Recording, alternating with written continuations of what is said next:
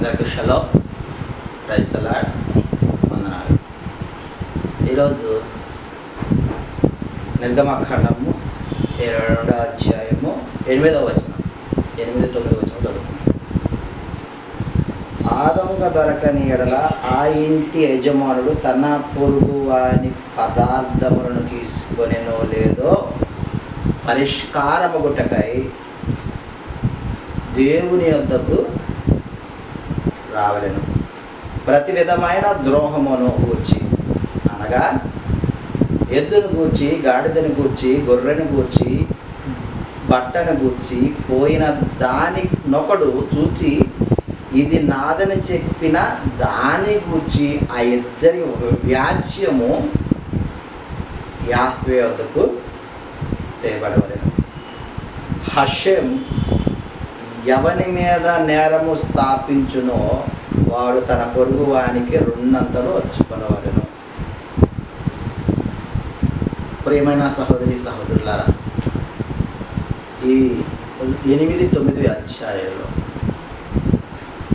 దొంగతనం చేస్తే దాని పరిష్కారం ఎవరు తీశారు అనే దాని పరిష్కారం కొరకై దేవుని యొద్దకు తీసుకురావాలని అనుకున్నాడు.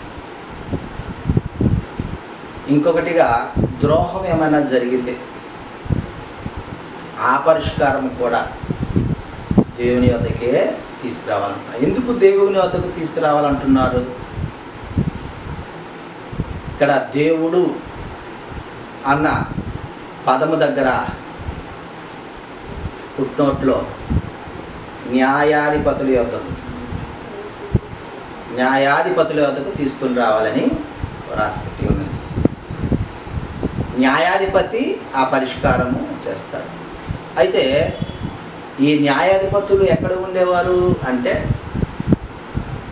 ధర్మశాస్త్ర గ్రంథము నేర్చుకొని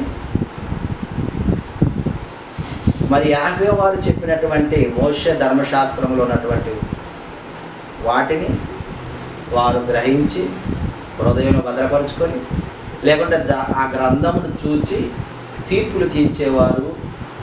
ఇలాంటి మరి ఏవైతే పోయారో దానికి పరిష్కారము, ద్రోహానికి పరిష్కారము వారు చేసేవారు. ప్రియమైన సహోదరి సహోదరులారా, అందువలన దేవుని మందిరానికి తీసుకురావాలి. ఇప్పటి కాలంలో ఎవరి వద్దకు తీసుకెళ్తున్నారు?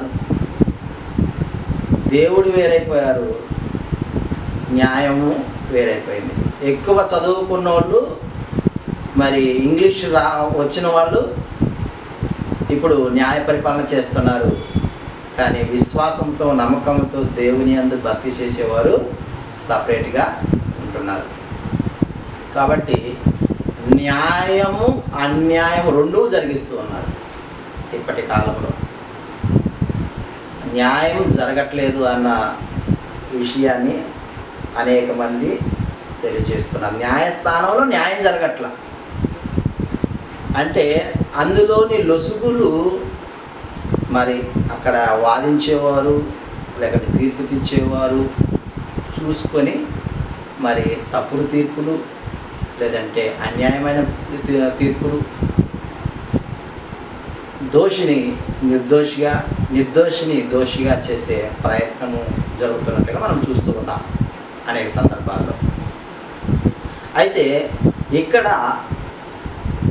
ఈ మోషేకు చెప్తున్నటువంటి యాభై న్యాయవిధులు ఏంటంటే 22వ అధ్యాయము 1వ వచనంలో, ఒకడు ఎద్దునైనను గొర్రెనైనను దొంగిలించి దాని అమ్మినను చంపినను ఆ ఎద్దుకు ప్రతిగా 5 ఎద్దులను, ఆ గొర్రెకు ప్రతిగా 4 గొర్రెలను ఇయ్యవలెను.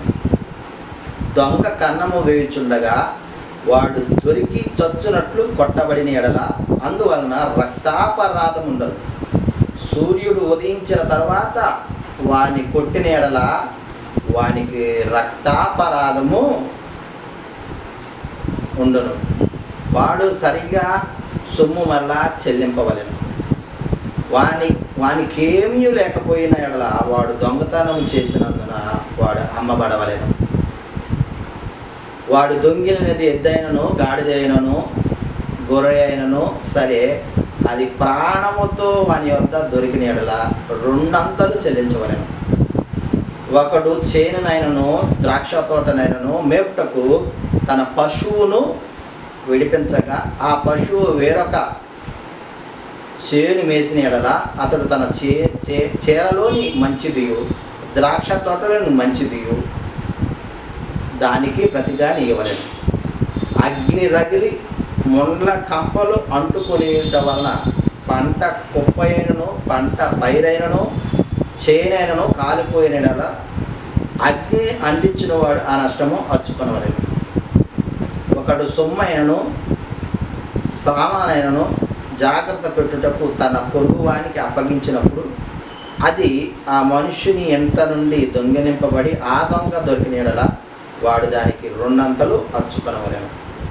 ఈ విధముగా మరి ఆయన న్యాయ విధులు మోషే గారికి వివరిస్తున్న సందర్భములో మనము చదువుకున్నటువంటి వాక్యం ఏంటంటే, నీవు దొంగతనం చేసి దొంగ దొరకనప్పుడు అలాంటి మరి విషయాన్ని దేవుని వద్దకు తీసుకురావాలి. నీకు హానికరము చేసి ద్రోహము చేసి అది ఏ విధంగా తెలియకలేనప్పుడు, ఆ ద్రోహం ఏ విధంగా జరిగింది అనేది తెలియలేనప్పుడు దానిని కూడా దేవుని వద్దకు తీసుకురావాలి. కాబట్టి ఆ విధంగా తీసుకొచ్చిన దానిని అక్కడ న్యాయాధిపతులు వివేచన జ్ఞానంతో దేవుని యొక్క జ్ఞానంతో దానిని పరిష్కరిస్తారని మనం ఈ దినమున తెలుసుకుంటున్నాం. మనము అట్టి విధముగా దేవుని న్యాయ విధులను నేర్చుకుంటూ తగు రీతిగా మనల్ని మనము సరి చేసుకున్నాము గాక. ఆమేన్.